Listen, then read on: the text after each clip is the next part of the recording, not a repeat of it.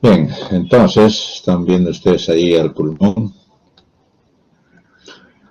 Es parte del tórax, es otro de los órganos más interesantes, más importantes que hay en el organismo, con sus dos partes, el lado derecho y el lado izquierdo. Pulmón derecho, pulmón izquierdo, unidos por una vía común que es la tráquea. Entonces, este pulmón, como ya les dije, está localizado ahí en la caja torácica, ocupa ambos lados y está ocupando también igual el espacio pulmonar, tanto en el lado derecho como en el izquierdo. Ocupan todo el espacio pulmonar, por si acaso. No deja nada más que un pequeño espacio virtual que está lubricado para que pueda deslizarse fácilmente la pleura visceral con la parietal. Eso lo ha visto en anatomía. Las dos superficies pulmonares que ven acá está cubierto por la pleura visceral. Al corte longitudinal del pulmón, lo que se va a encontrar es esto que es el parénquima. Este es el parénquima pulmonar.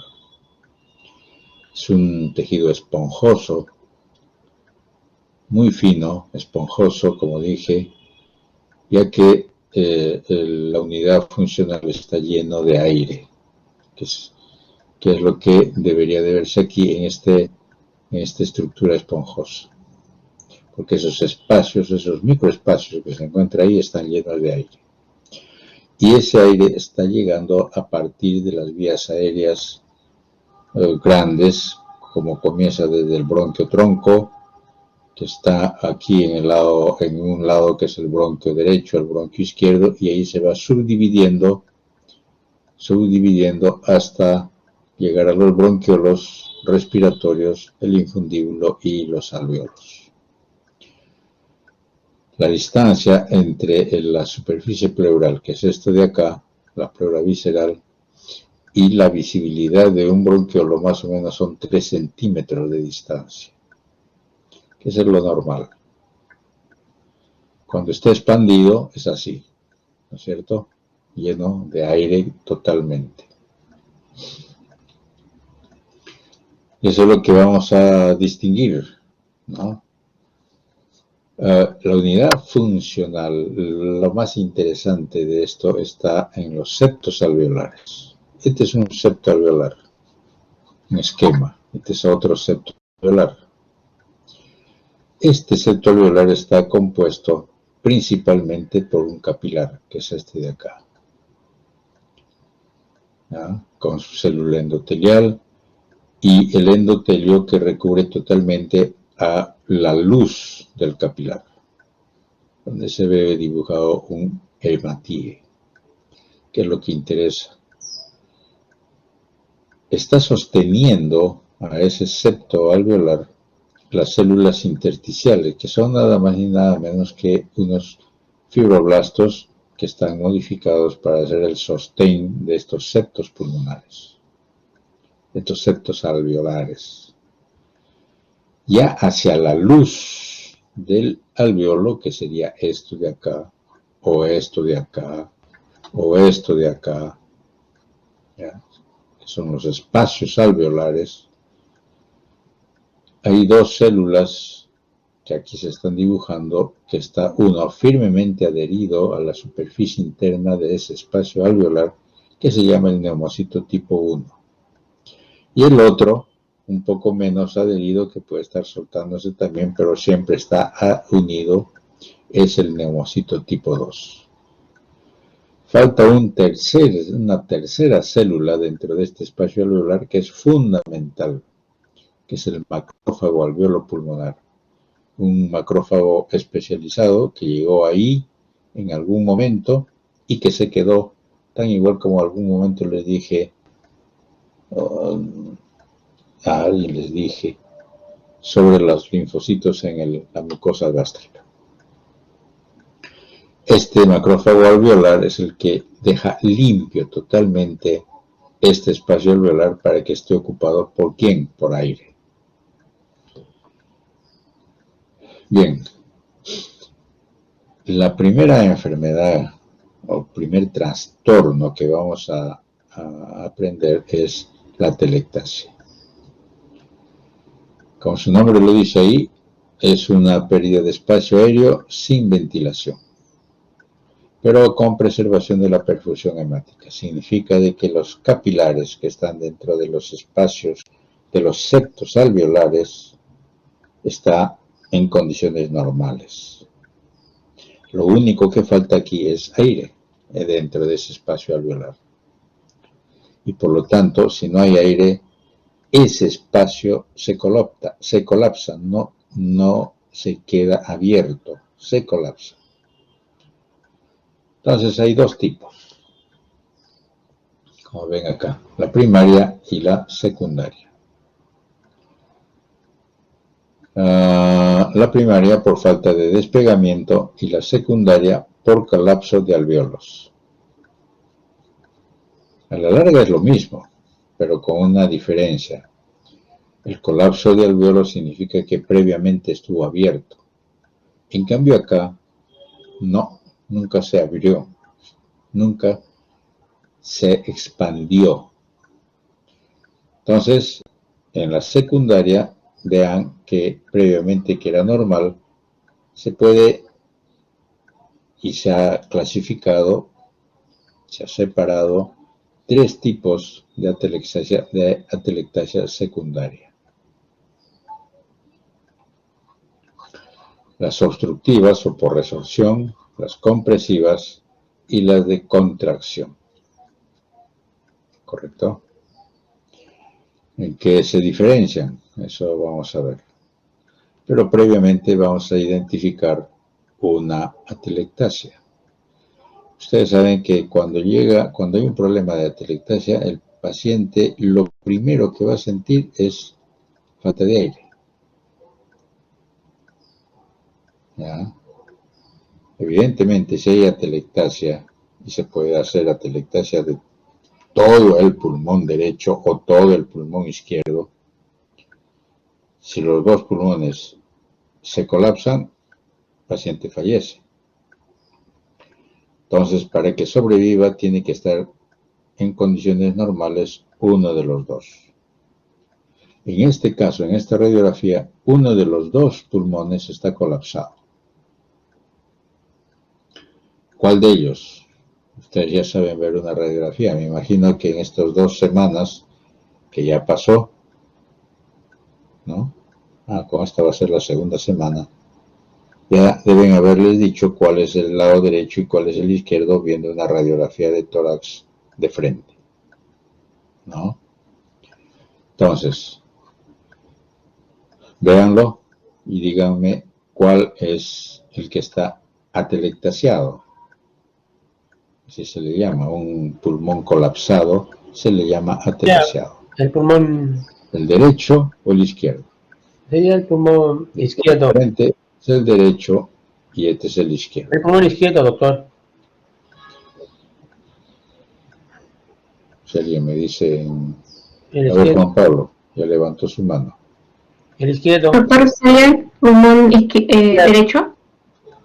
Izquierdo, de hecho. O lo levanta por gusto. El izquierdo sería... Izquierdo.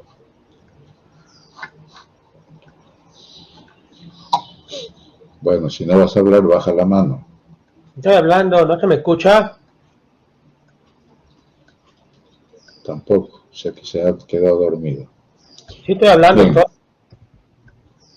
El pulmón atelectasiado es este, el derecho. ¿Por qué? Porque está debajando.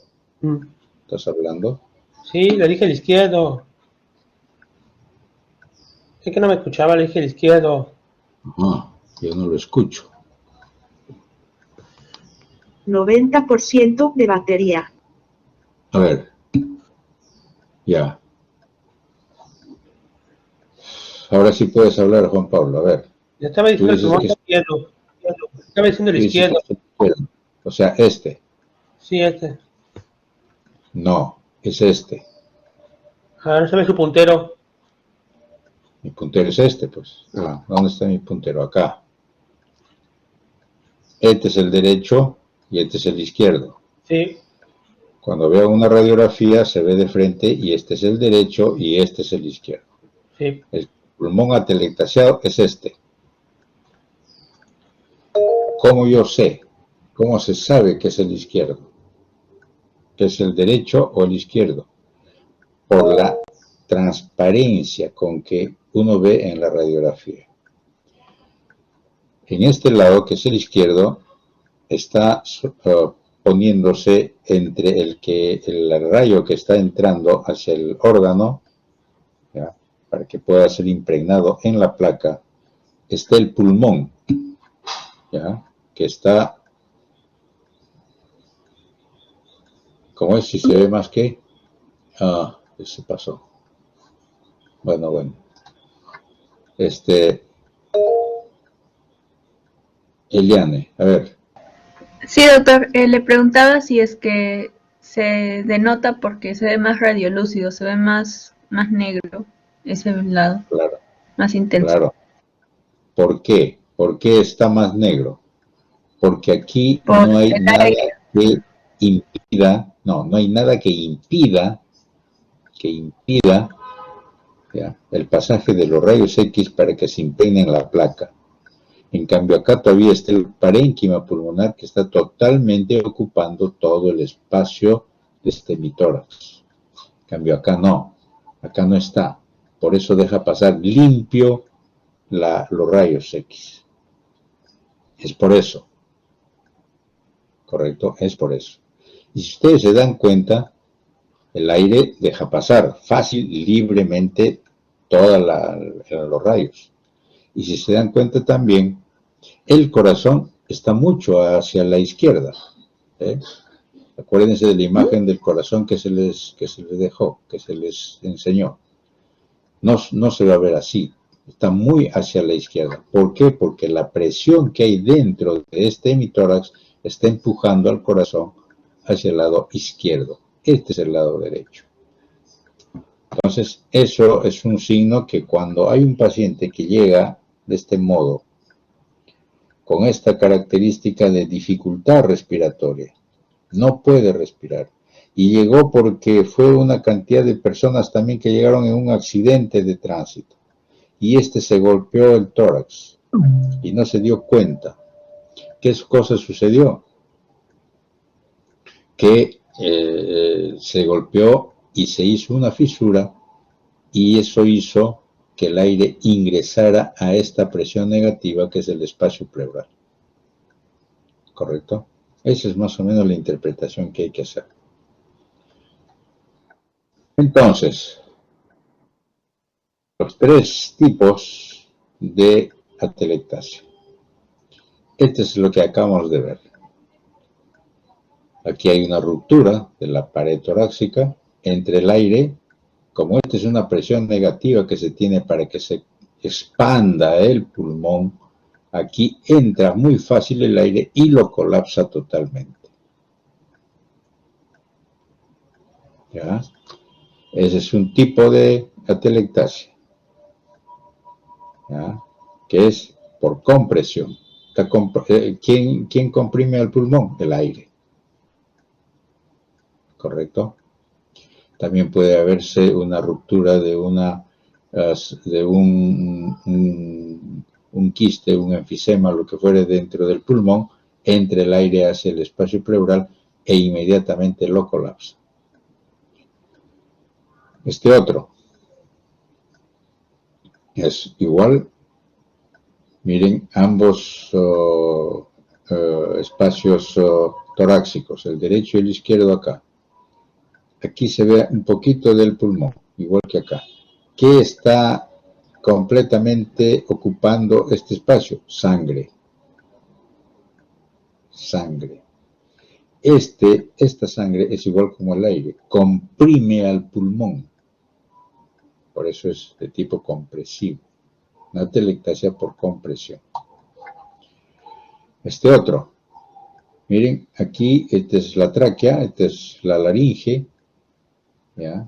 Y en la laringe hay un proceso obstructivo. Algo se tragó y lo obstruyó, ¿ya? ¿Qué va a suceder? Que no va a entrar aire y lo que va a suceder es que el aire que estaba dentro del parénquima pulmonar no se va a hacer el intercambio y por lo tanto el aire que está dentro de tus alvéolos se va a reabsorber y va a comenzar a colapsarse. Eso es por obstrucción o por resorción, como se dice también. El otro, este, es otro tipo de atelectasia porque lo que están viendo afuera del parénquima pulmonar es la pleura.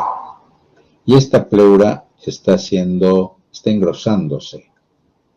Este engrosamiento de la pleura hace de que vaya a comprimir poco a poco al pulmón de afuera hacia adentro. ¿Ya? Eso es lo que se le llama las atelectasias por contracción. Esas son las tres formas de atelectasia que se va a ver, cualquiera que fuera la etiología. Aquí no estamos diciendo por tal causa, por tal causa, por tal causa. Lo que importa es que el pulmón se está colapsando. Esa es la idea. Bien, ahora entremos a otro de los puntos más importantes. Al final, Juan Pablo, me preguntas todo lo que quieras. Después sigamos con esto.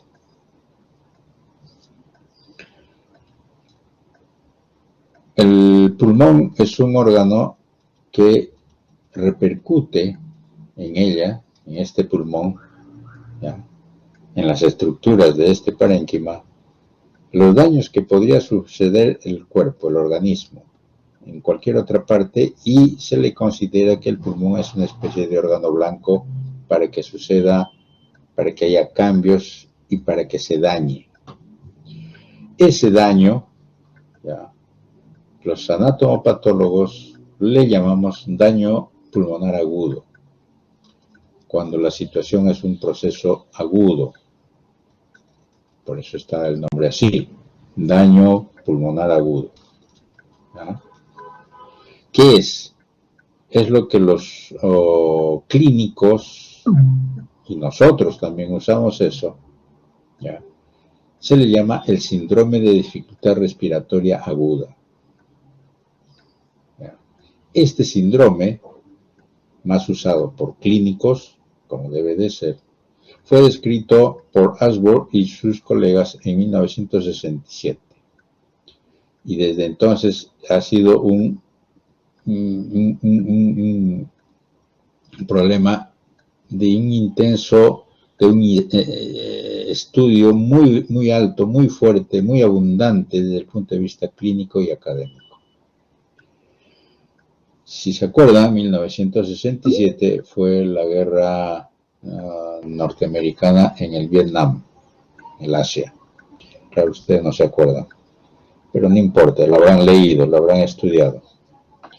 Allí cantidad de soldaditos norteamericanos morían como moscas cuando entraban a la selva y los Vietcongs ponían minas, pisaban las minas y salían volando. Les digo esto porque muchos de esos soldados, cuando pisaban las minas, no morían pues al toque. Muchos sobrevivían con destrucción de las piernas, de los miembros inferiores, y llegaban al hospital, que tenían su hospital de campaña, y allí lo trataban, lo cuidaban, trataban de mejorar las condiciones estas de los miembros inferiores dañados, y se morían por insuficiencia respiratoria. Entonces, una de las causas más importantes es daño tisular para que suceda esto. ¿Y es por qué? Porque esto se estudió muchísimo, tenía que hacerse algunas precisiones sobre cuáles son las razones para ella, ¿ya? Y se encontró pues que este daño pulmonar agudo ya tiene algunas características. Como su nombre lo dice, es un inicio agudo. El desarrollo de infiltrado bilateral en una radiografía de tórax, lo que están viendo acá, aquí abajo, miren esta radiografía, totalmente opaco, muy irregular, ¿ya? Como si fuera material algodonoso y metido dentro de ambos campos pulmonares. La oxigenación alterada, hay una relación de presión arterial de oxígeno sobre la fracción de inspiración de oxígeno menor a 300. Normalmente es 300 para arriba. En este caso está disminuido, porque no hay la oxigenación que uno quisiera que se tenga. ¿Ya? La cantidad de oxígeno no está entrando hacia la sangre. Y lo otro es que tenía que demostrarse que la ausencia de la hipertensión auricular izquierda no exista. No haya. O sea, la ausencia de hipertensión es una condición clave. O sea, no haya hipertensión auricular izquierda. O sea, significa de que no es problema del corazón. ¿Ya? Y por lo tanto tenía que medirse que la presión pulmonar, ¿no?, de la arteria pulmonar era menor a 8 milímetros de mercurio, que son las condiciones normales. Entonces uno dice, ya este problema de falta de oxígeno que ingrese a la circulación sanguínea no es por un problema de una enfermedad cardíaca. Eso es lo que es lo que quieren decir. Entonces, este daño alveolar difuso, ya, como vuelvo a repetir, sucede porque el pulmón es un órgano muy sensible, muy lábil. Es uno de los órganos más afectados en el síndrome de distrés respiratorio agudo. También los clínicos le llaman pulmón de shock. Es susceptible ¿a qué? A muchas etiologías. Toxinas hematógenas, aerógenas, a microembolias y una serie de condiciones de ese tipo. Entonces, este daño alveolar difuso, ya, esta es una imagen que están viendo ahí, donde el espacio alveolar no existe el espacio alveolar.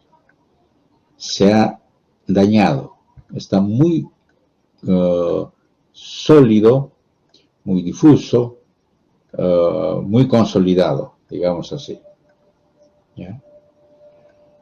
Es porque hay necrosis, hay lesión de los elementos de las células que componen este espacio alveolar. ¿Quiénes son? Los neumocitos. Principalmente la necrosis del neumocito tipo 1. Y evidentemente los endotelios también se dañan, y ustedes saben que cuando hay daño endotelial, fácilmente hay una permeación de su pared para que la sangre y los líquidos principalmente comiencen a salir en primer lugar. Líquidos, fibrina, y al final sale pues los elementos formes. ¿Quiénes son los que van a tener, cuáles son la fisiopatología de esto? Eso lo vamos a ver. Pero ya sabemos, la toxicidad del oxígeno, por ejemplo, produce esto. Es por eso que no debe de darse a un paciente que necesite oxígeno puro, sino lo dañan al pulmón. ¿Ya? El shock, ya dijimos, cualquiera que sea la causa. La aspiración, un paciente que se ahoga. No solamente el problema es el ahogamiento por la sal, me refiero al agua del mar, o a un líquido amniótico en un aspirado de un recién nacido. Drogas, hay drogas que inducen el daño alveolar. La radiación, ¿ya? Paraquat es una sustancia antes que se usaba como elemento de contraste. Por ejemplo, todo eso podría causar este problema. Acá abajo están viendo dos imágenes en la cual estos son los espacios alveolares, lo que están acá en blanco, pero miren quién lo rodea. Es una membrana de color rosado, que es irregular, ¿ya? Un sitio más grueso, otros más delgado, otros no totalmente cubren el espacio, pero están casi totalmente llenados el espacio. Y esta membrana es el que impide, ¿ya?, el intercambio gaseoso. No deja que el oxígeno que está en este alveolo vaya a llegar al capilar. O sea, es un problema físico en el cual impide que el oxígeno llegue al capilar. ¿Ya?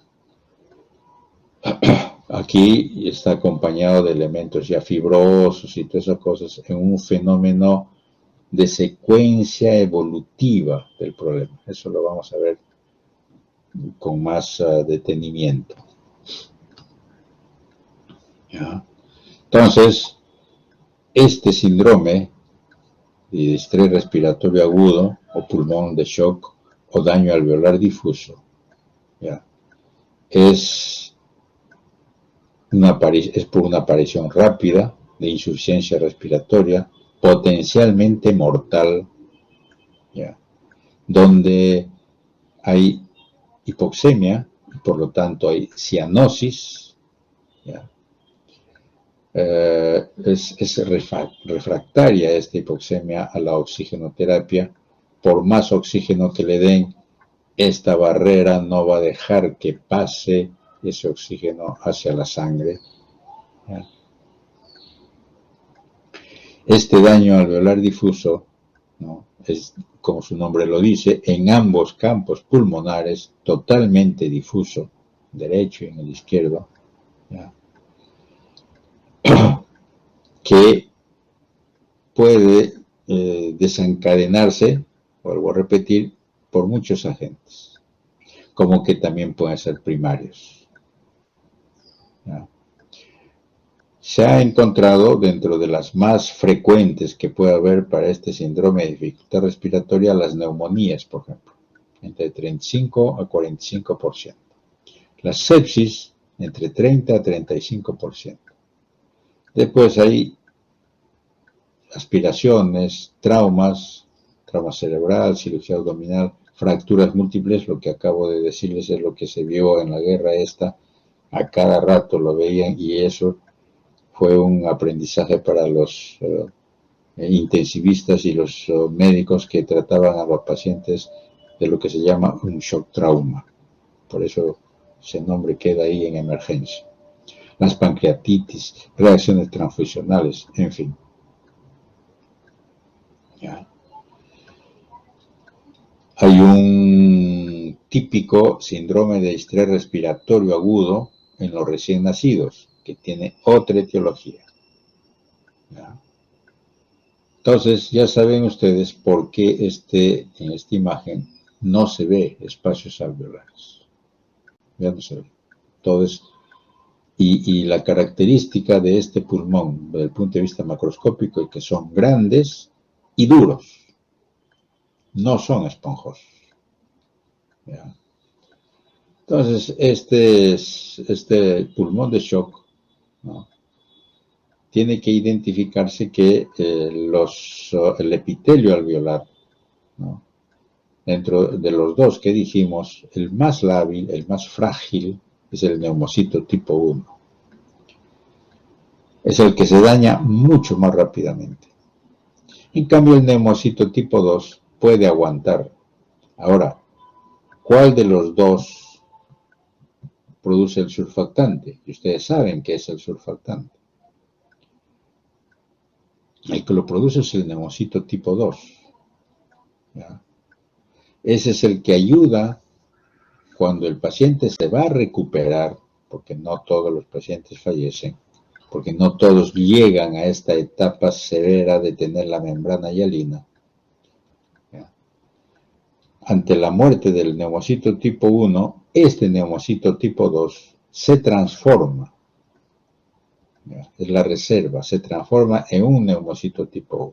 Comienza a proliferar y reviste todo el alveolo para después volver a la función normal. Entonces,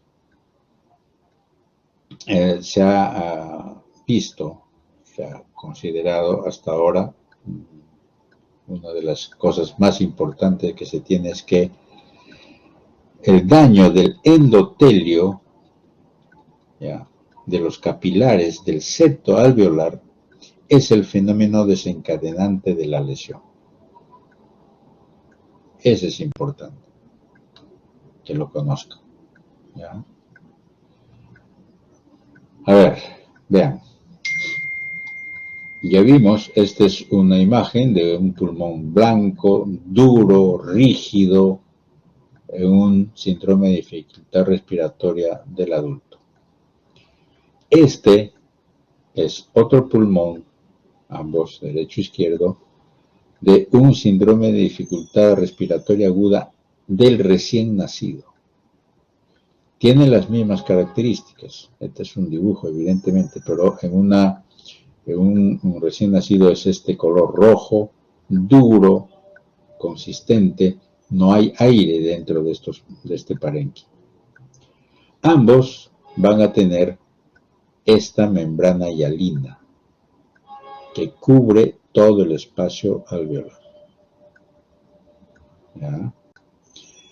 Ahora, claro, en esta imagen de acá, vean que la condición normal de un pulmón es así. No se nota su puntero, doctor. ¿No se nota? Ahí está. Sino que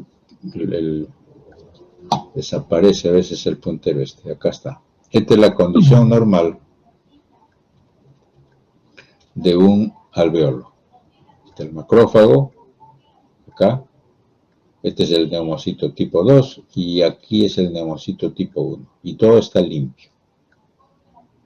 Cuando comienza a suceder el fenómeno de todo lo que estamos diciendo, es que se comienza a dañar el capilar, comienza a llegar cantidad de plasma, proteínas, líquido dentro de este espacio y evidentemente otras células más, por activación de los elementos que están causando todo esto, y los macrófagos comienzan a liberar mediadores químicos que activan igualmente a los polimorfos nucleares y comienzan a actuar aquí en este espacio, produciendo necrosis, destrucción, acumulación de fibrina, ¿ya?, algunos elementos más muertos, y forman, y destrucción del neumocito tipo 1, y forman esta capa que es la membrana hialina.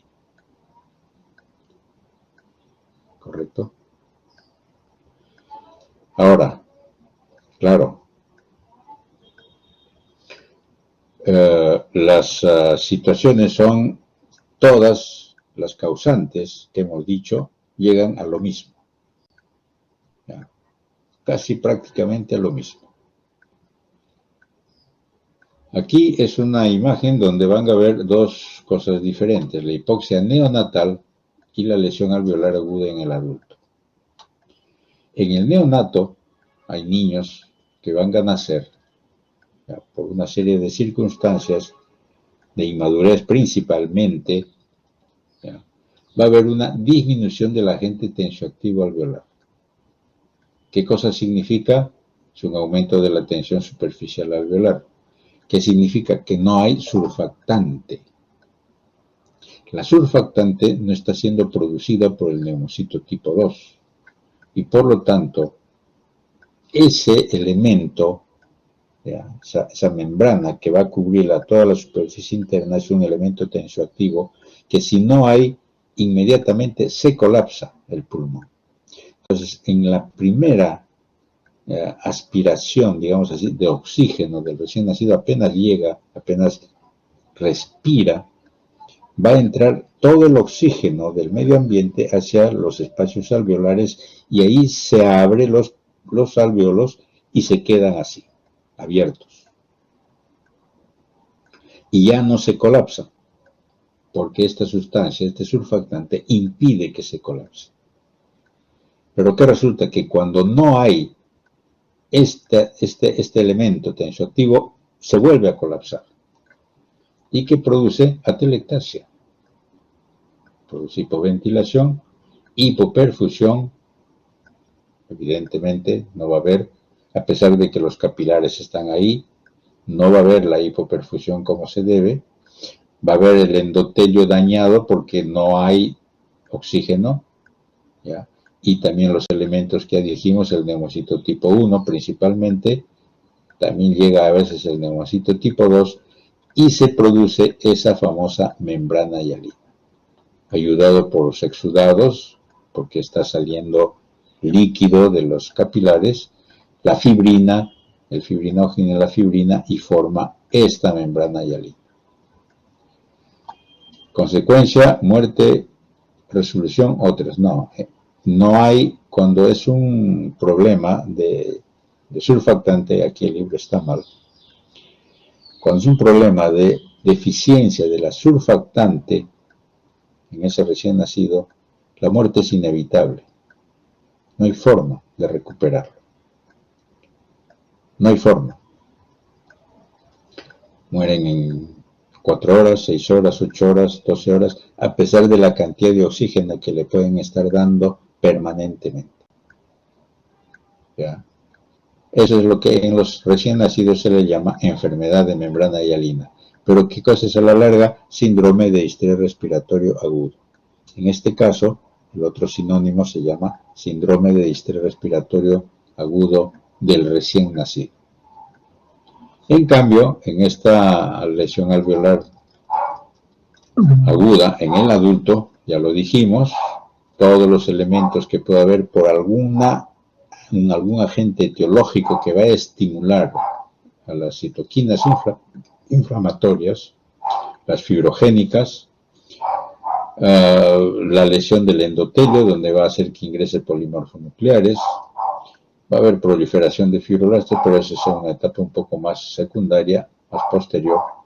La liberación de los agentes proteolíticos, proteasas, factor activador de plaquetas, oxidantes, leucotrienos, en fin, todas esas cosas, van a producir la lesión del alveolo, de la membrana alveolo capilar, ya le dijimos, neumocitos tipo 1, principalmente, aumento de la permeabilidad vascular por el daño del endotelio capilar, y producen igualmente membrana hialina. La misma cosa. Consecuencias, pulmón rígido, muerte, resolución, otras. Acá sí puede haber resolución y puede haber otras consecuencias. Eso lo vamos a ver. Y a este se le llama síndrome de dificultad respiratoria aguda del adulto. ¿Ya? Bien. Ahora vamos a entrar a la parte de los componentes causantes, como agentes etiológicos. En esta imagen que ven, aquí ha entrado un agente etiológico, ¿ya? Es captado por los macrófagos. Los macrófagos van a estimular a la aparición de células inflamatorias, tipo polimorfonucleares, y van a producir estos aptenos que sirven para la estimulación o la captación, ¿no?, la identificación de estos elementos. Esto es lo que al principio se le llama la respuesta de defensa inmune innata. ¿Se acuerdan? Macrófagos y polimorfonucleares. En este otro, en una segunda fase, el macrófago va a reconocer que estos agentes infecciosos van a necesitar que se le reconozca mejor, ingresan dentro del citoplasma y van a estimular ¿a qué? A la producción de anticuerpos. Esto se le llama el sistema de defensa adaptativo, que ustedes ya deben saberlo de memoria. ¿Por qué? Porque está entrando ahí los linfocitos.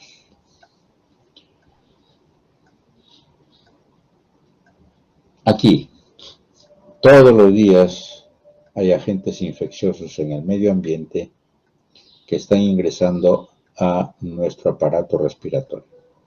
Todos los días. Tenemos ya todo un mecanismo de defensa que lo estamos teniendo desde que nacemos, porque está estimulado nuestro sistema de defensa para poder defender el pulmón de todos estos agentes. Pero hay algunos que son realmente patógenos que sí van a hacer daño. Y hay dos agentes, como ven acá, los más frecuentes, los más importantes, los del pan de cada día de los médicos: el virus y las bacterias piógenas. Las bacterias piógenas, como ven acá, producen una respuesta inflamatoria a la bacteria, que es una cosa aguda. La lesión que va a suceder es dentro del alveolo, intraalveolar, como dice acá, ¿ya? Y no necesariamente hay lesión de la pared alveolar. No la hay. Por eso esto es dentro del alveolo y se le llama las neumonías, que son de dos tipos que ustedes conocen: neumonía lobar o bronconeumonía. En cambio, el virus y otros agentes más lo que van a hacer es dañar al neumocito tipo 1. Llegan y al toque dañan al neumocito tipo 1. ¿Ya? Sobrepasan al macrófago alveolo pulmonar. Claro que va a reaccionar también, eso es evidente, pero van y dañan. Y por lo tanto es lo que se llama el daño o la injuria alveolar. Y es lo que se le llama las neumonitis intersticiales. Entonces, cuando estén con sus profesores ahí en medicina, lo que deberían de decir es: cuando hay un daño por agentes virales y algunos otros semejantes, esos son los llamados neumonitis intersticiales, no neumonías virales. Ya se quedó con ese terminajo, hay muchos que utilizan eso porque en la clínica lamentablemente los libros están relacionados a eso. Pero el término exacto para nosotros es neumonitis intersticial. ¿Ya? Entonces, en los agentes bacterianos hay dos tipos: la infección adquirida en la comunidad y la infección hospitalaria. Aunque parezca mentira, la mayor frecuencia son las infecciones hospitalarias, no las de la comunidad. Pero cuando las hay, el más frecuente es por el Streptococcus pneumoniae, que es más del 60%. El resto está acá: Hemófilos, Legionella, Streptococcus, Mycoplasma, Clamidia. En fin, el Mycoplasma es muy interesante, tiene una semejanza con la de viral, una respuesta de tipo viral, desde el punto de vista histológico, pero es un agente de tipo bacteriano. Y las infecciosas hospitalarias, la principal es la Klebsiella, la Pseudomonas, el Acinetobacter, el aureus resistente a medicamentos, a la methicilina, la coli, Proteus, y hay otros más que ahora están apareciendo que yo ya perdí la cuenta. ¿Ya? Entonces, en este de tipo viral, aquí está. ¿Quiénes son? Virus, rickettsias, la clamidia, ya dije, Mycoplasma. Tienen unas cosas muy parecidas. Cuando se inhala, entra al alveolo y lo primero que va a hacer es meterse al neumocito tipo 2 y al neumocito tipo 1 también lo va a dañar. Aquí lo va a dañar. El neumocito 2 aguanta. ¿Ya? Lo daña. Y hace una respuesta no dentro del espacio alveolar, sino en la periferia, porque va a salir, va a estar fuera. Los neumocitos, el neumocito tipo 2 va a hacer una gran hiperplasia porque va a reemplazar y tratar de reemplazar a todos los neumocitos tipo 1 que ya murieron, para que continúe, para que pueda nuevamente ver el problema del respiro. Pero miren aquí, este anillo rojo es la membrana hialina. ¿Ya? Y en la periferia, o sea, en los septos alveolares, va a haber la respuesta más inflamatoria con mononucleares, o sea, linfocitos, ¿ya? Principalmente. Va a haber necrosis dentro de del espacio alveolar, va a haber edema intersticial, ¿no? Y los capilares alveolares van a estar dilatados con lesión de las células endoteliales también.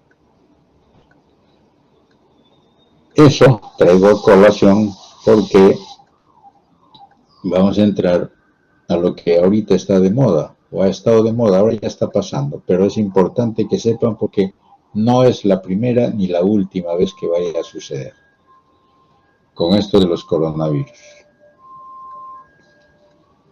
Es el ejemplo más típico de cómo se daña el pulmón, ¿ya? Para que vean cómo sucede el problema con los virus, cualquiera que fuere, hasta con la influenza es lo mismo, y otros agentes igual como lo vimos acá, de lo que se parecen a los virus. Esta es una microscopía electrónica de una célula, vamos a ponerle un neumocito tipo 1, en la cual estos son los virus. Miren cómo se adhieren firmemente a la superficie, a la membrana celular, porque aquí están los receptores que van a hacer los de anclaje para estos virus. Muchos ya entraron dentro del citoplasma, ¿ve? Inclusive dentro de esta organela ya lo está cubriendo totalmente. Y aquí abajo es lo que se ve a la histología. Esta es microscopía electrónica, esta es histología con el HE, donde este es el alveolo con restos de necrosis celular. Todavía no se ha formado la membrana hialina, pero ya hay daño, ya hay restos, ya hay necrosis, ya hay daño de los neumocitos tipo 1. Se está formando células gigantes multinucleadas y los septos alveolares se han engrosado, se han edematizado y hay células inflamatorias. ¿Correcto? Acá hay una célula gigante multinucleada, que es una característica que se ve también. ¿Ya? Aquí están viendo los diferentes grupos de coronavirus. Los han clasificado así, por grupos. Grupo 1, que se llama los alfa coronavirus. Este tiene uno, que es el HSOV. ¿Ya? Este 229E lo han calificado así, lo han codificado así. Y este otro, que es el NLC 63, que infectan a los humanos. Y acá hay otros 3 que también infectan a los humanos. Este, que es el HCOV OC43, el HKUI y este, el SARS coronavirus. Este es el que nos ha sacado la mugre. Y hay otro que es el MERS, que también es de los humanos, que también nos sacó la mugre hace tiempo, hace 20 años atrás, pero pasó desapercibido. Y sigue persistiendo a nivel de África, del Sahara africano. Pues el resto no. O sea que están en el alfa y en el beta. Por si acaso estos son los grupos. Lo que ahora nos han dicho que hay alfa, beta, delta, gamma, este último, el Omicron, son simplemente subclasificaciones de un solo tipo, del SARS-CoV-2, que debe estar metido acá. Aquí todavía no lo habían calificado. Entonces, estas epidemias de influenza ocurren a través de mutaciones de antígenos de la hemaglutinina y la neuramidasa. Son componentes, ¿ya?, de la estructura de este virus. Esos son los que hacen las mutaciones. por lo que esos hacen que escape la mayoría de los anticuerpos del huésped. O sea, son los que se liberan, ¿correcto? Estas pandemias duran más tiempo y están más extendidos que las epidemias. Pueden ocurrir cuando tanto la hemaglutinina como la neuraminasa son reemplazados por recombinaciones de segmentos de ARN, ¿ya?, con los virus de animales. ¿Qué quiere decir? De que ha habido un contacto con uno de estos coronavirus de animales que hizo esa recombinación en estos dos elementos del componente del virus, de las proteínas del virus, y que mutó. ¿Ya? Para que los animales sean susceptibles a este nuevo virus de la gripe. Eso hizo lo que se llama el cambio antigénico. Si la gripe, por ejemplo el H5N1 que tenemos, lo hemos tenido, se recombina con una gripe que es altamente infecciosa para los humanos, puede surgir una cepa que sea capaz de transmitir, o es capaz de transmisión sostenida de persona a persona. Y por lo tanto, cause una próxima gran pandemia. O sea, no está libre uno de eso. Por eso en el mundo se considera de que hay mucha preocupación pública porque hay por las amenazas de una epidemia de gripe. La influencia es un coronavirus. ¿Ya? Estos son de una sola cadena, ¿ya?, y están unidos por una nucleoproteína que determina el tipo de virus, A, B, C o D o lo que fuera.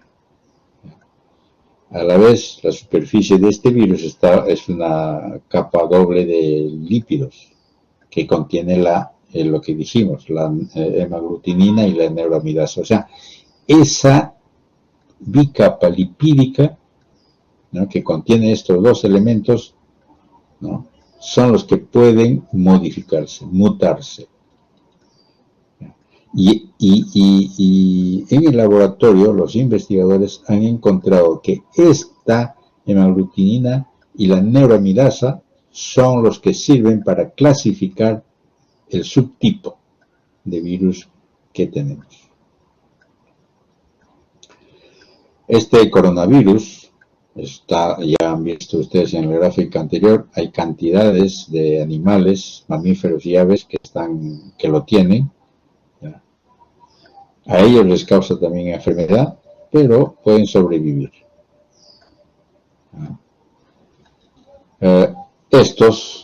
Vamos a regresar. Estos, por ejemplo, son los más frecuentes, este de acá y este de acá, del virus común, del resfriado común. Este y este. ¿Ya?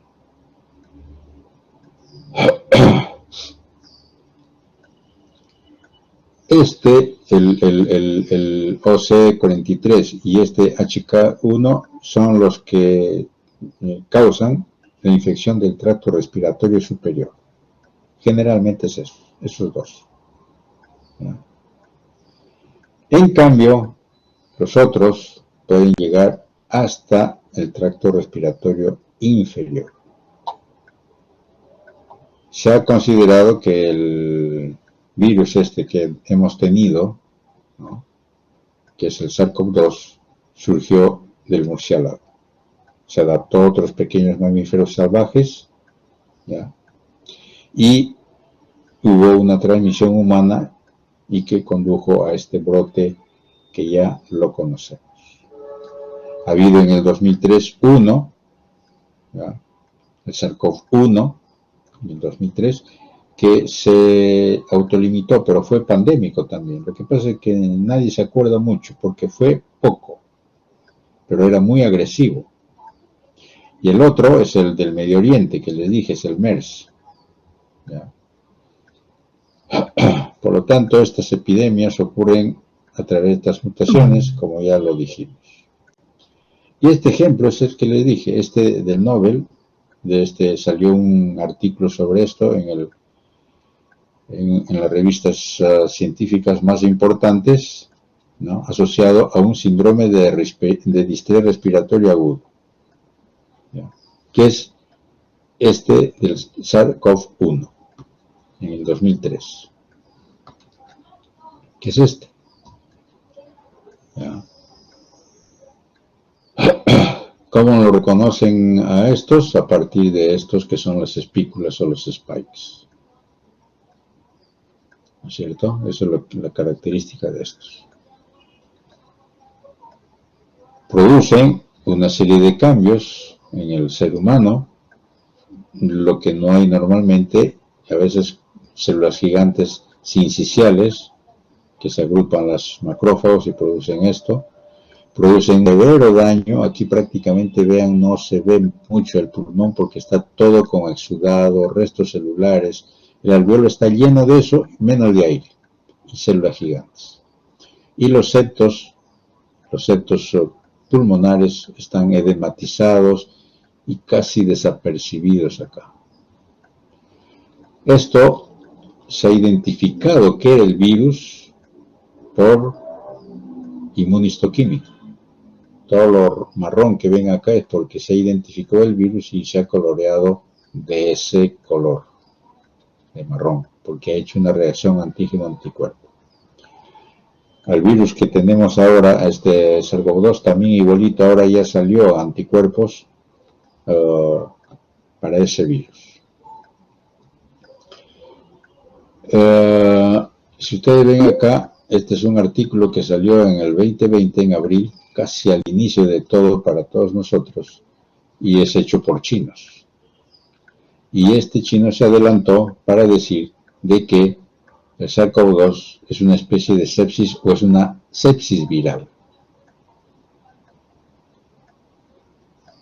No tenemos ni conocemos que haya sepsis viral.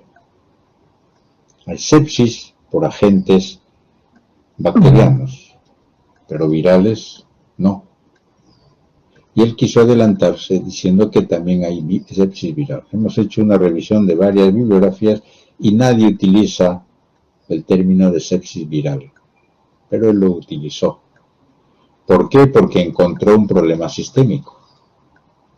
¿Ya? Ese fue el asunto, ese fue el motivo, un problema sistémico.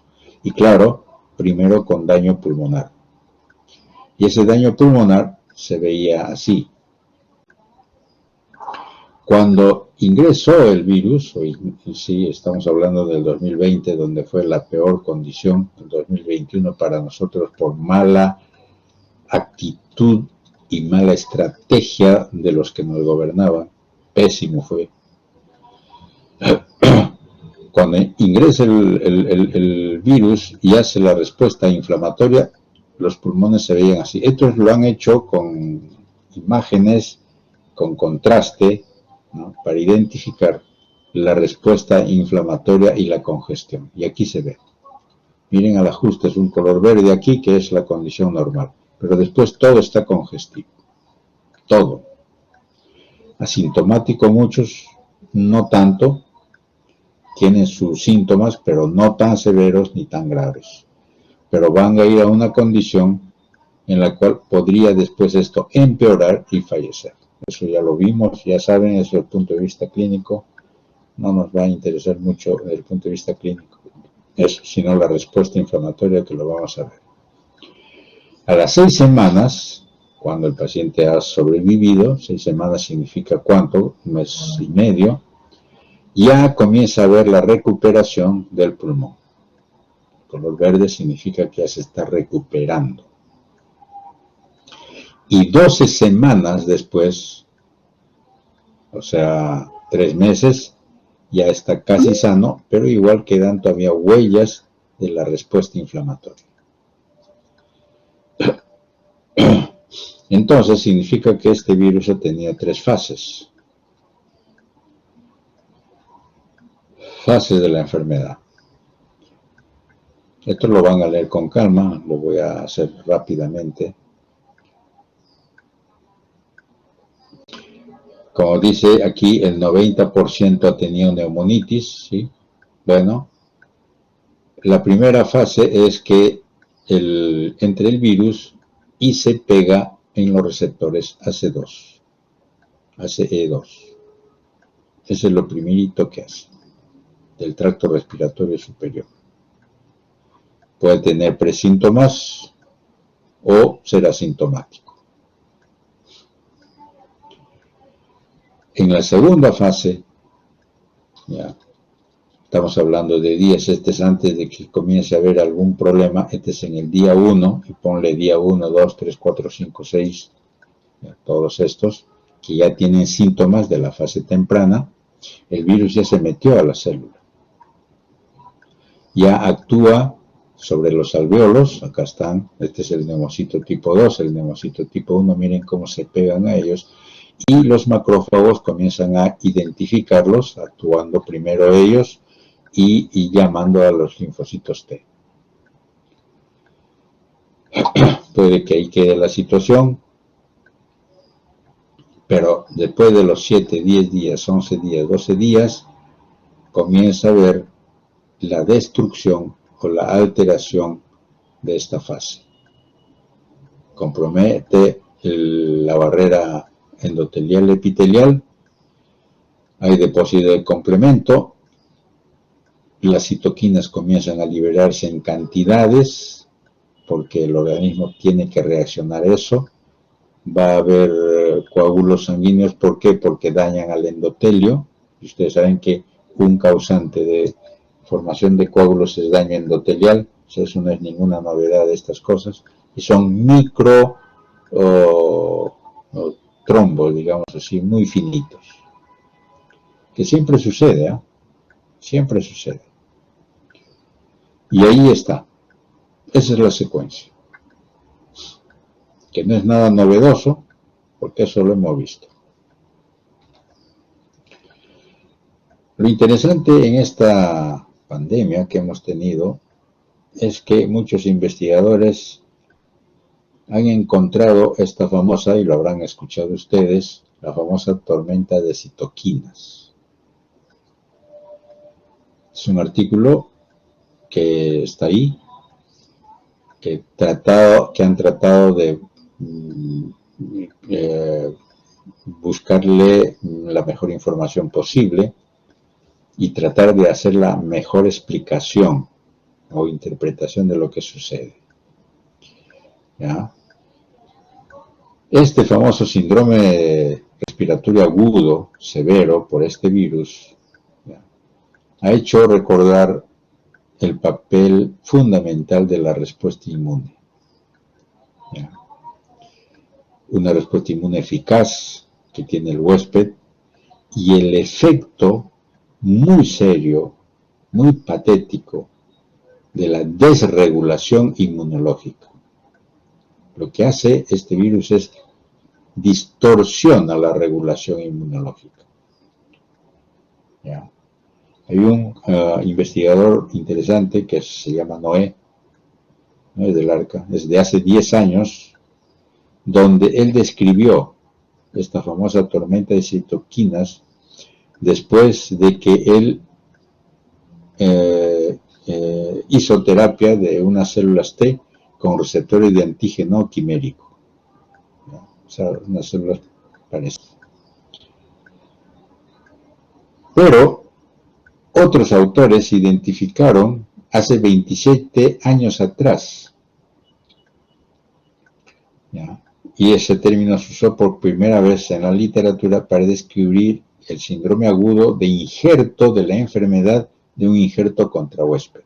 El injerto contrahuésped es una condición en la cual se pone células primitivas de un paciente donante, en médula ósea, y que el problema está en que esas células donantes comienzan a proliferar y actúan contra el organismo que lo recibió. ¿Ya? Y eso ha sucedido después de un trasplante halogénico de una célula madre hematopoyética, porque esas son células primitivas. Generalmente eso sucede y eso se hace todos los días que lo hacen los hematólogos para tratar pacientes de leucemia. Pero no siempre sucede, ¿ya? en estos trastornos, en estos trasplantes halogénicos. El término síndrome de liberación de citoquinas se acuñó para describir este síndrome, ¿ya?, que es muy similar, ¿ya?, después de haberle infundido a un paciente un antígeno CD3, ¿ya?, que se llama Neuromonaf. Es un anticuerpo monoclonal hecho en laboratorio, ¿ya?, que es la respuesta igualita a la que sucedió en este virus. Esta famosa tormenta de citoquinas es por una gran liberación de citoquinas. Por eso antes le llamaban aumento del síndrome de liberación de citoquinas, que son síndromes inflamatorios sistémicos potencialmente mortales, ¿ya?, que involucran niveles de citoquinas circulantes e hiperactivación de células inmunitarias. ¿Por qué sucedió eso? Porque se desreguló esta respuesta inmunológica. Desencadenó esta gran liberación de estas sustancias mediadores. Por terapia, por patógenos, por cáncer, enfermedades autoinmunes y a veces trastornos monogénicos. O sea, no es patrimonio de este virus, no es. Hay otras también que producen lo mismo.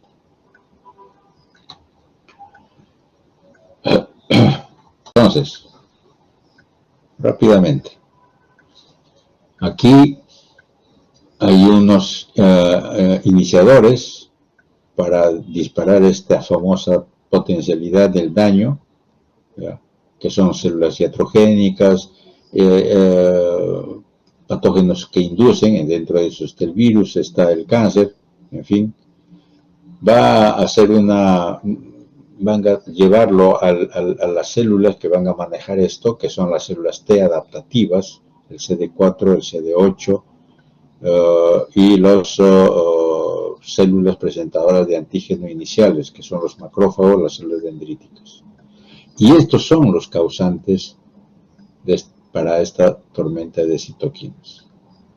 Hay algunos que van a hiperactuar esta respuesta inmune porque es inapropiado este disparador del daño, ¿no?, que va a ser el daño, una inapropiada o una respuesta muy amplificada, digamos así, de la respuesta inflamatoria, y fallas, distorsiones para tratar de resolver esta actividad inflamatoria y volver a una hemostasia normal.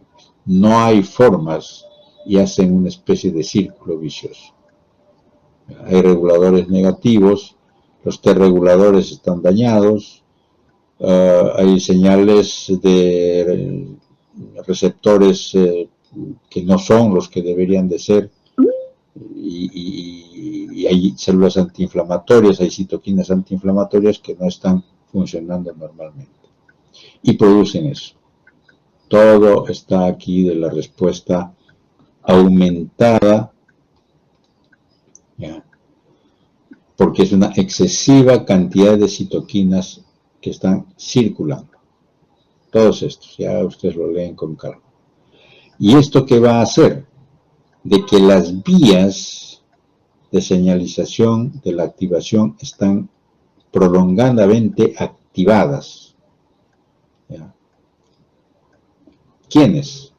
El MAPK, el NF, alfa beta, el YAC y el mTOR. Son vías de señalización para continuar con el proceso inflamatorio. ¿Y producen qué? Un efecto inflamatorio sistémico agudo, ¿ya? Producen distorsión, disfunción de los órganos secundarios, hígado, riñón, pulmón y una serie de elementos más. Y producen al final, que es falla orgánica y muerte. Eso es la famosa tormenta de citoquinas. Bueno, y esto, ¿cuánto nos falta? Falta poco ya. Bueno, vamos a terminar rápido. Las células, los subgrupos de las células T, del TH, TH1, TH2 hasta el 17, y este es el citotóxico. Producen células, producen citoquinas, ¿ve? Diferentes tipos, para estimular a los diferentes tipos de células que son los que van a actuar, ¿no? Las células blanco, macrófagos, eosinófilos, basófilos, células mastocitos, neutrófilos, y el linfocito citotóxico, que es el más interesante también, que tiene enzimas y granulocitos tóxicos para ir donde la célula dañada, enferma y destruye al virus y destruye a la célula. Más o menos esa es la idea. Por lo tanto, aquí está como poco a poco va a ir dañando el pulmón, el alveolo, y después hace la vía sistémica. A nivel pulmonar, circula por todas las vías sanguíneas, produciendo el daño del endotelio. Por eso se producen estos microtrombos, que normalmente se hacen todo al lado. Claro, en este caso un poco más, porque los células endoteliales tienen esos receptores ACE2, mucho más, porque estos se pegan a ese receptor, a comparación de otros que no se pegan tanto. Por eso es la diferencia.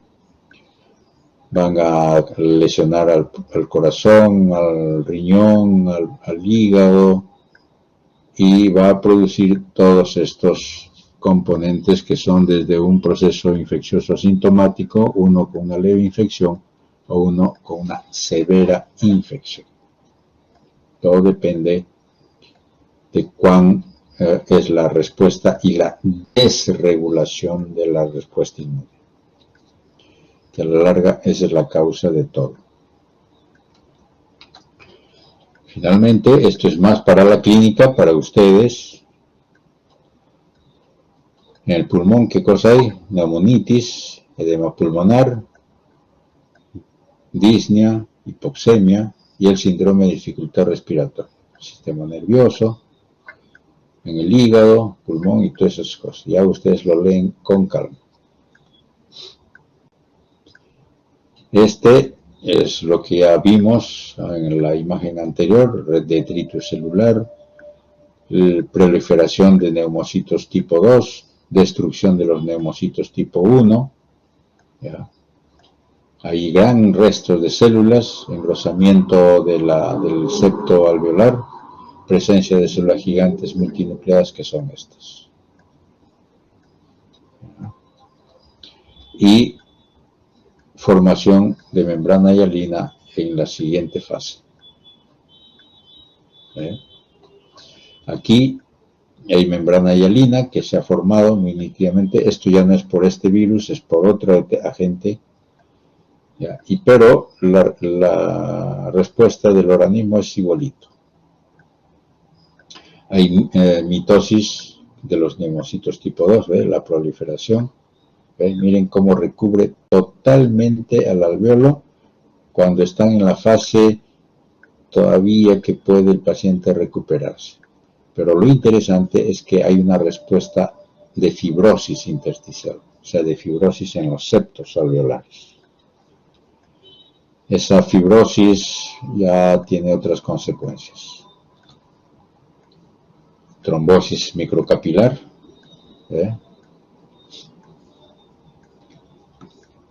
y esto, las fases. Esto nunca deben olvidarse. Sería interesante hacer seguimiento de muchos de estos pacientes que han estado severamente comprometidos, que han estado 1 mes, 2 meses, 3 meses en la UCI, donde llegaron hasta prácticamente la fase de destrucción, pero se recuperaron. Hay 3 fases acá: fase exudativa, fase proliferativa y fibrótica. Fase exudativa, 1 a 7 días, no es por si acaso del inicio de la enfermedad, este es del daño ya cuando está en 14º día del virus, que se metió, el virus ya desapareció, pero quedó la desregulación de la respuesta inmune y el daño severo que está haciendo en el pulmón, con edema intersticial, intraalveolar, hemorragia, leucoaglutinaciones, la trombosis, necrosis, neumocitos tipo 1, células endoteliales dañadas, formación de membrana hialina, trombos y fibrina. La fase 2 es de 7 a 21 días. Por si acaso, estos son promedios, ¿ah? No quiere decir que todo el mundo va a hacer lo mismo. Paciente en la UCI que ha estado 2 meses y ha estado, por ejemplo, una primera fase que pudo haber estado 20 días, 30 días en esto, en fase que quieren recuperarlo, llegó a esta otra, donde ya es una fase de respuesta con reacción miofibroblástica intersticial, o sea, fibrosis a nivel intraalveolar, hay inflamación crónica, la necrosis todavía persiste en el parénquima en determinados sitios, pero los neumocitos 2 ya están hiperplasiados. Hay endarteritis obliterativa y hay macrotrombosis. Y la fase 3, cuando ya está en fase de recuperación, o sea, salió de la enfermedad, se recuperó, pero ¿qué cosa va a haber en el pulmón? Fibrosis de la colágena, o sea, la fibrosis que se instaló a nivel de los septos intersticiales, de los septos alveolopulmonares, comienza a aparecer la colágena. Como hay destrucción del parénquima pulmonar, algunos se quedan espacios abiertos, por eso forman como quistes. Los bronquios se pueden dañar fácilmente, más que los bronquios grandes, los bronquios medianos hacen bronquiectasias. Las arterias, que eran rígidas, firmes, todas están blandengues, tortuosas. Hay fibrosis de la pared, de los vasos, y hay hipertrofia de la pared vascular con probablemente hipertensión pulmonar. Y ahí se acaba. Ese es el daño final, crónico, porque ya ustedes ven más de 21 días. O sea, ¿qué será de esos pacientes dentro de 1 año, 2 años, 5 años, 10 años? ¿Cómo será su cicatriz en el parénquima pulmonar? Donde de repente muchos de ellos ha sido tan severa la cosa que lo que va a suceder es fibrosis pulmonar progresiva, daño irreparable del pulmón con insuficiencia respiratoria crónica. Bien, hagamos rápido porque nos falta todavía. Estas dos enfermedades son mejor clasificadas, los neumólogos lo utilizan bastante, porque estos encajan varios causantes de estas dos enfermedades. La enfermedad pulmonar obstructiva y la enfermedad pulmonar restrictiva. Dos cosas. ¿Ya? ¿Qué cosa significa enfermedad pulmonar obstructiva? Resistencia al paso del aire. Debido a, como su nombre lo dice, hay una obstrucción completa o parcial de las vías respiratorias, que puede ser desde la tráquea, puede ser de bronquios grandes, bronquiolos y hasta de los mismos bronquiolos respiratorios. Y hay 5 enfermedades o entidades que se clasifican dentro de lo que son las enfermedades pulmonares obstructivas. 5. Ahí está. Enfermedad pulmonar obstructiva crónica.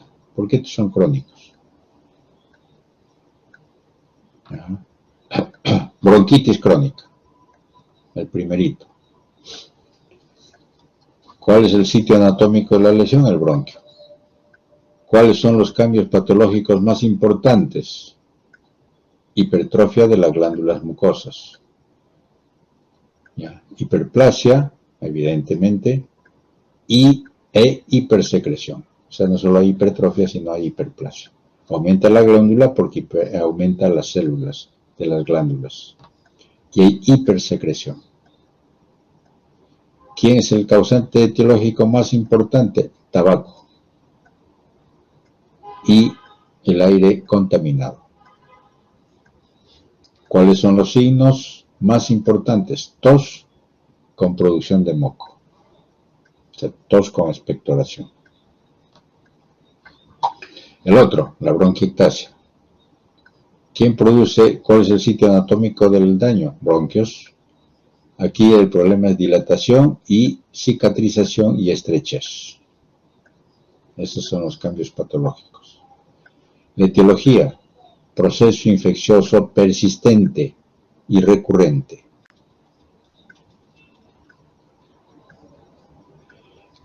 ¿Cuáles son los síntomas? Tos con secreción purulenta. El esputo tiene secreción purulenta y tiene fiebre. Pero eso es cuando están en la fase aguda. Cuando hay en la fase crónica no hay nada de eso. O sea, en otras palabras, este es un caso en el cual se complican por una gripe simple y producen todos estos problemas porque el bronquio se dañó. El bronquio ya está dañado desde hace mucho tiempo.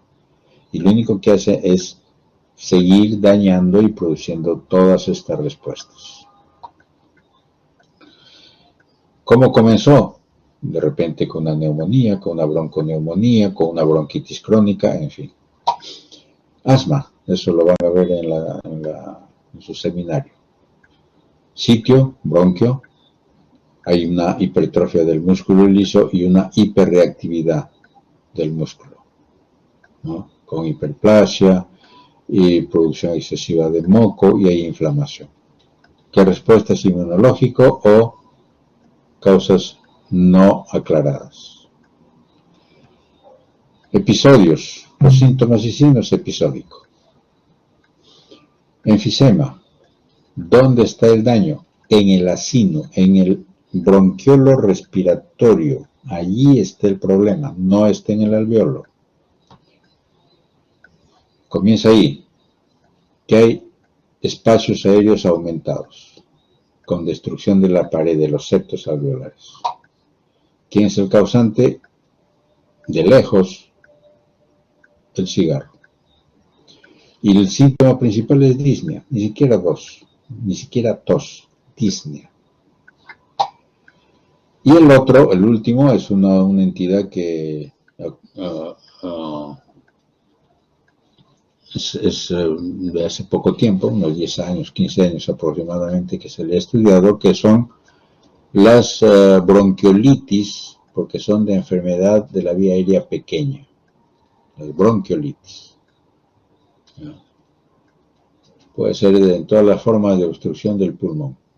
¿Ya? ¿Quién es el causante, el sitio anatómico? Los bronquiolos. ¿Qué va a haber? Inflamación, cicatrización, obliteración de los bronquiolos.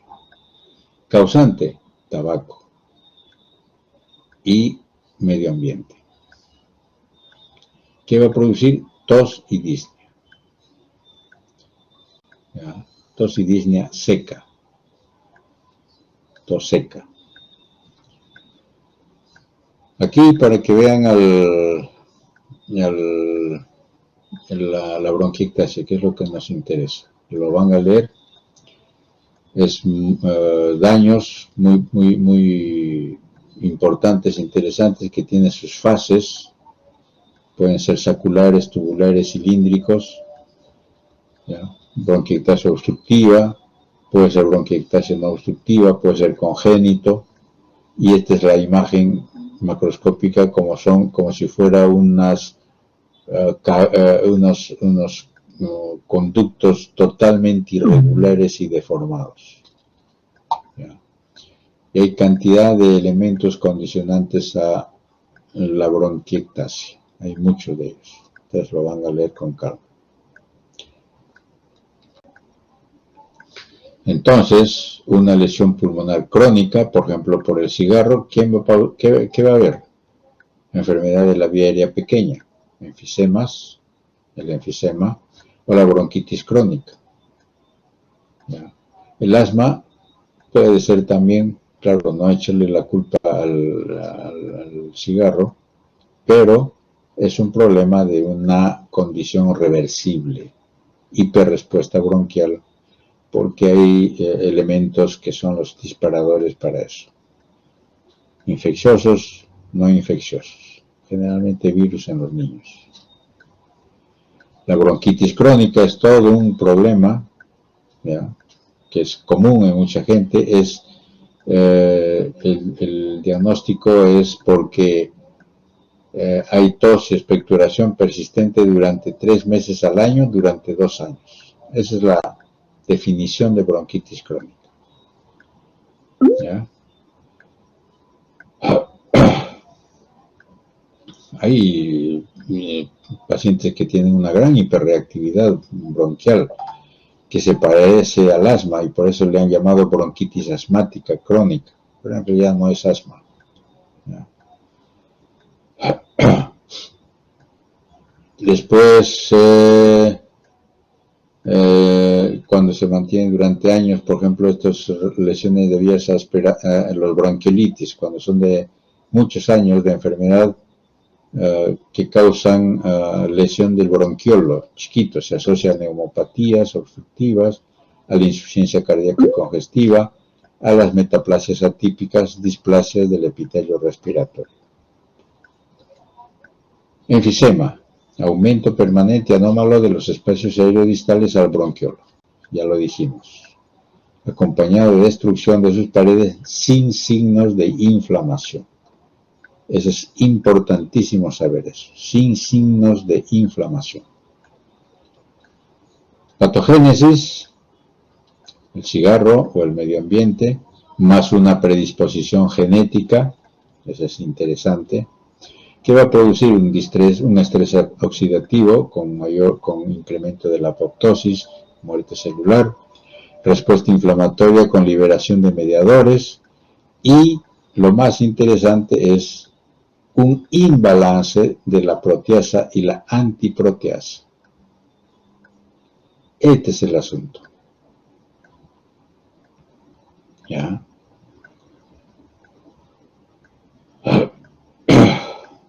Factores que influyen en el enfisema, mediadores y células inflamatorias, imbalance de la proteasa antiproteasa. ¿Qué significa? De que cuando hay una respuesta inflamatoria hay un elemento que es la liberación dentro del citoplasma de estos macrófagos o polimorfos nucleares de proteasas, ¿ya?, para destrucción de los elementos infecciosos, de los agentes. Pero ¿qué resulta? De que como hay el cigarro y esas cosas, no hay agentes infecciosos, estas proteasas van a irse a la pared del bronquiolo. ¿Correcto? Ahí va a entrar el bronquiolo respiratorio.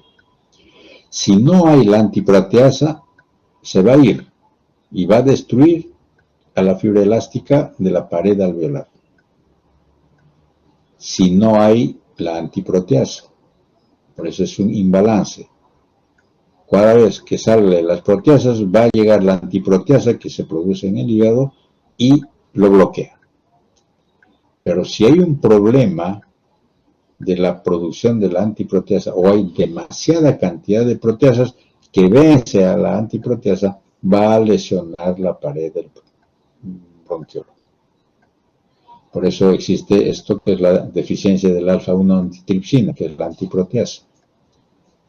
¿Ya? Y es toda una entidad.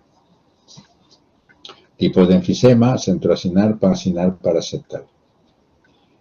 Enfisemas irregulares, enfisemas compensadores, seniles, enfisema buloso, enfisema intersticial. Entonces aquí hay 2 tipos de enfisemas.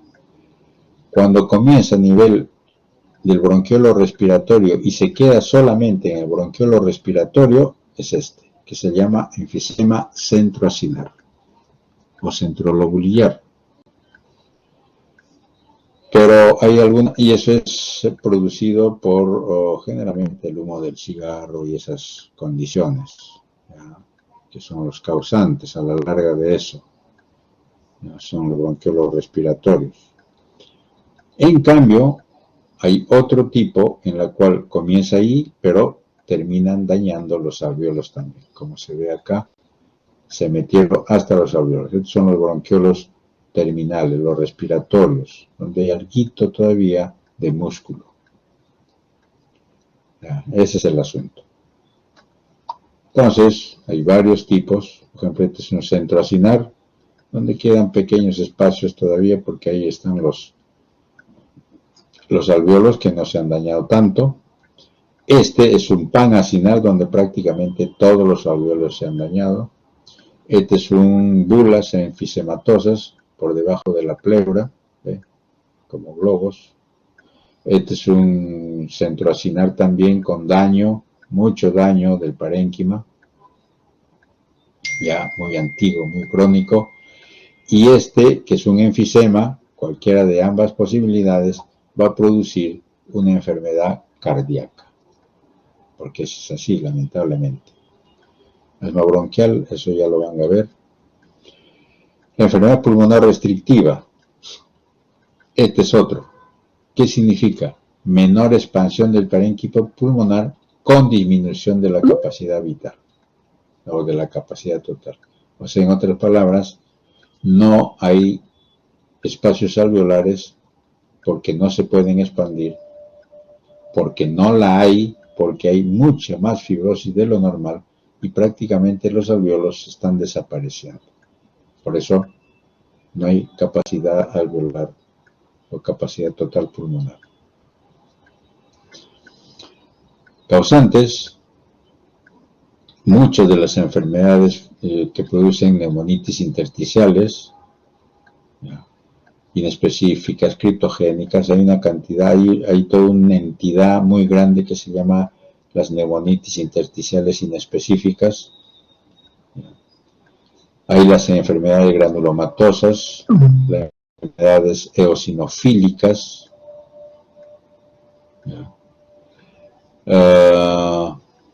los relacionados al cigarro, las neumonías intersticiales descamativas, las bronquiolitis respiratorias.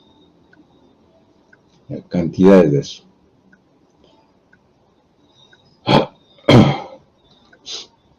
Entonces, ¿qué sucede? Estas son vías histológicas en las cuales, miren, este es un pulmón en la cual prácticamente ha desaparecido aquí el parénquima y aquí están los espacios alveolares, totalmente deformados. Miren cómo se han roto los septos y quedan grandes espacios.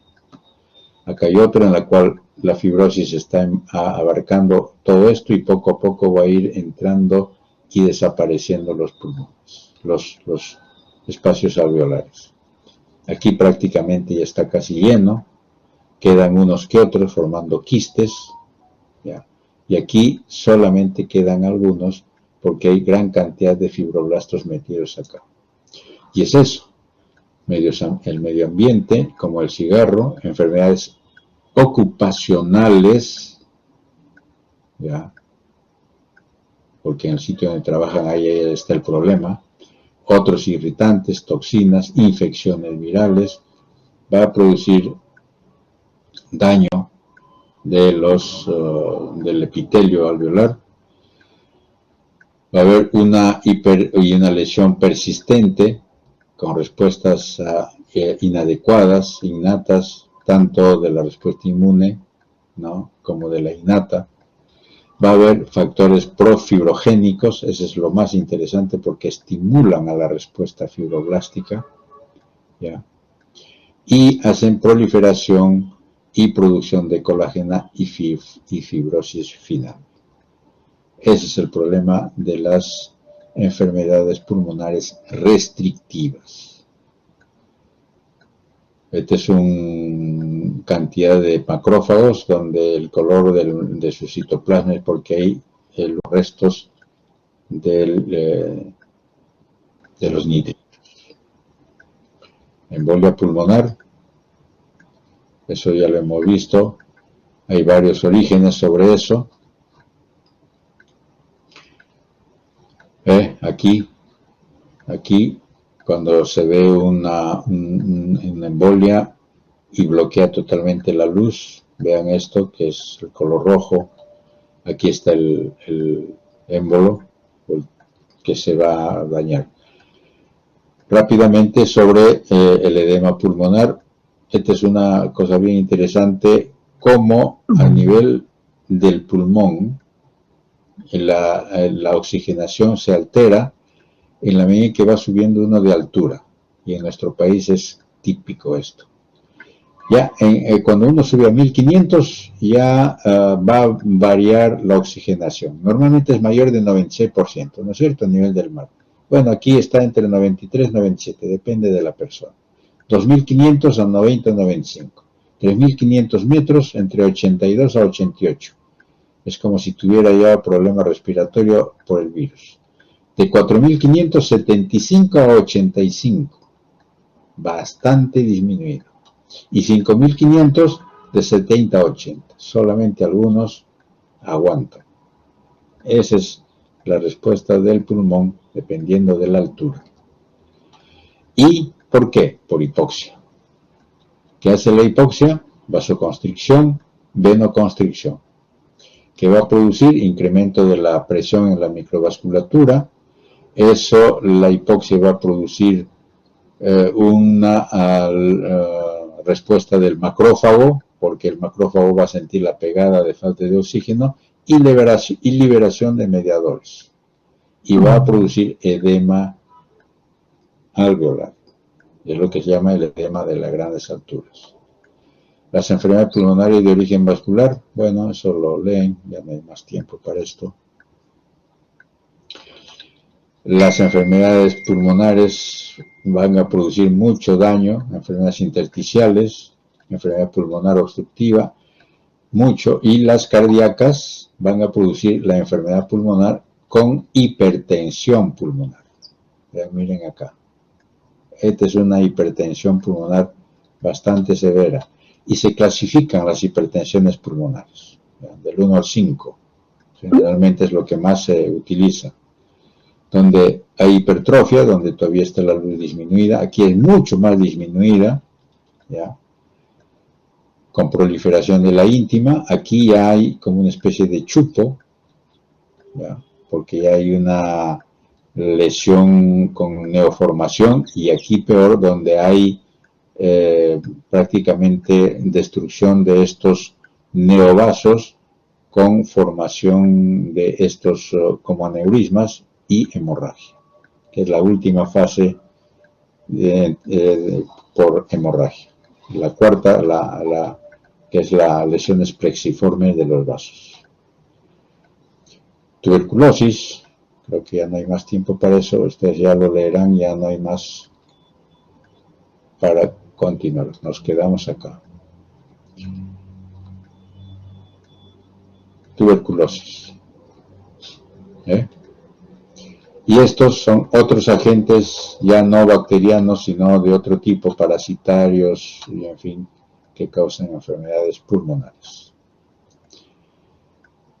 El origen, el edema de grandes alturas, ya más o menos lo dijimos, y finalmente esto que es los carcinomas.